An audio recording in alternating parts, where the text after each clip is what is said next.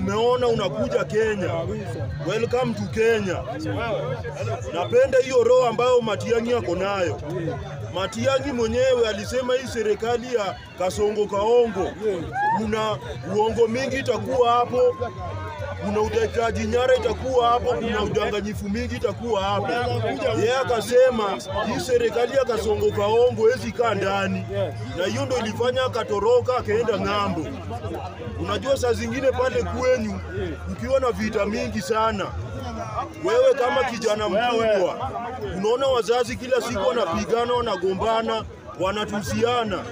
Saa zingine kelele inaweza kuwa mingi, mpaka wewe kama mtu mkubwa unaona utoke hapo kwanza uende ukae kwa relative wako, ungoje hiyo ugomvi ishe, hiyo vita ishe ndio urudi. Na hivyo ndio tumeona Matiang'i amefanya. Najua Kenya bado kuna ungua, lakini bado imetulia kidogo. So Matiang'i ameona atoke ng'ambo arudi. So Matiang'i, mimi sijui kama utasimama 2027 president against Kasongo Kaongo. Bado hatujasikia ukisema, lakini kama utasema ni sawa. Watu wengi wanataka utusaidie, ukue kwa debe, ukue miongoni mwa viongozi ambao watatusaidia kupeleka Kasongo Kaongo nyumbani. Manake tumechoka na hii serikali yake. Wakenya wengi wamefinywa kimaisha na wamefinywa kwa njia mingi. So Matiang'i, kwanza napenda Matiang'i kwa sababu yeye ni mtu ambaye huwa anasema kitu na anafanya. Wakati alikuwa mkubwa wa security hapa Kenya, hatukuona wakora kutoka nje za ng'ambo akikuja hapa Kenya. Na venye alipewa hiyo cheo na tena akaikuwa mkubwa wa masomo, hatukuona watoto wakiiba mtihani kwa shule zote. Amen. Ulikuwa ukipatikana umeiba unafungwa jela, lakini hiyo takataka hii kuwa. Tumeona dhisia hivi karibuni mtihani imeibwa na wanafunzi wengi. Kumaanisha mwenye amepewa hiyo cheo analala. Sijui kama Matiang'i mkesi kama hatapata president arudishwe kwa hiyo cheo tena. Tunataka viongozi wachapa kazi, si bora viongozi. Kwa hivyo inaonyesha Matiang'i kwa cheo yoyote yenye amepatiwa huwa anafanya kazi na anafanya kazi vizuri.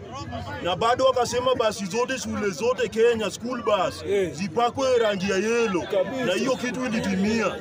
Tunataka viongozi ambao wanazaa matunda, wanaongea vitu positive, wanaleta matokeo positive kabisa. Kwa hivyo Matiang'i, wewe ni baadhi ya viongozi ambao tunahitaji hii Kenya. Tunataka sana. Sijui kama utasimama president 2027.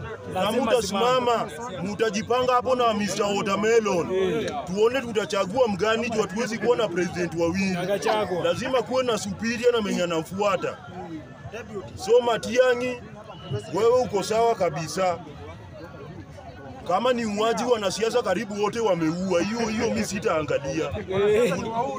Wanasiasa ni waui, wanasiasa ni wauaji. Wengi wao wameua watu. Na tunaangalia kenye umeleta kwa ground. Na nikimalizia na James Orengo. James Orengo, you are a failure. Yes. ODM Azimio, impeach that man. Kabisa. Huyo jamaa anacheza kwa kazi. Analia job. Watu wengi wanatoka Siaya, hadi mimi yeye hawa ni mwana Siaya. Kwa wenye hawajaijua wajue. Na Siaya ni forest. Siaya hakuna maendeleo.